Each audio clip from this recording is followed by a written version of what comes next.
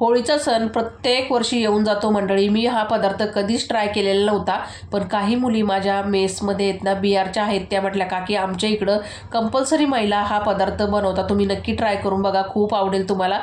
तर बिहारमध्ये ना हा पदार्थ थोड्या वेगळ्या पद्धतीने बनवला जातो. आपण आपल्या पद्धतीने बनवूया.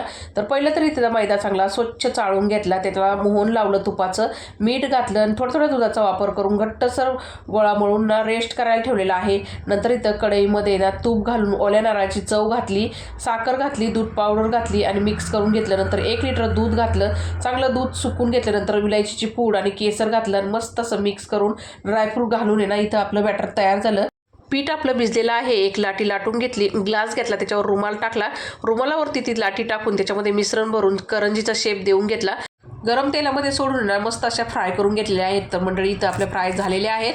तर तुमच्या इकडे ह्या पदार्थाला काय म्हणतात ते कमेंट करून नक्की सांगा. धन्यवाद.